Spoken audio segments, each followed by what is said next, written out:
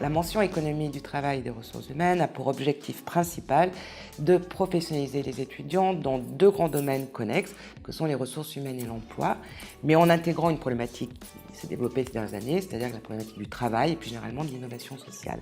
C'est une formation organisée autour d'un M1 mutualisé en partie avec d'autres M1 de l'UFR de sciences économiques et de gestion et d'un parcours de M2 qui s'appelle expertise d'intervention sur le travail, l'emploi et les ressources humaines.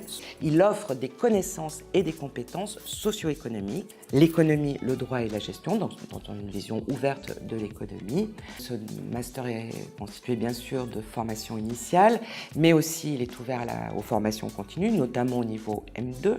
Le M1 suit l'organisation classique des études universitaires avec 2 semestres d'enseignement, des cours CM et TD, avec cependant bien sûr un semestre 2 organisé de manière resserrée pour permettre aux étudiants de réaliser leurs stages et leurs travaux divers, tandis que le M2 est organisé avec un seul semestre d'enseignement autour plutôt de modules de cours avec beaucoup de travaux en groupe et des évaluations variées au fil du semestre, et puis un deuxième semestre complètement consacré aux stages et aux mémoires. Sur le M1, ce sont essentiellement des enseignants-chercheurs spécialisés dans le domaine de spécialité et de 3 disciplines, économie, droit et gestion.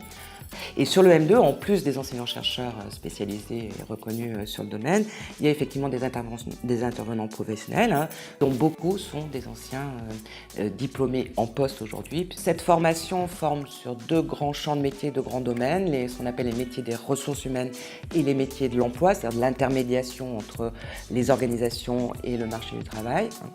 C'est des métiers à la fois bien identifiés, qui existent depuis longtemps, et à la fois en évolution. Pour les 20 ans, c'est entre 80 et 100% d'insertion. Il y a des années où tous les diplômés s'insèrent dans les 6 mois. Je dirais entre 80 et 100%.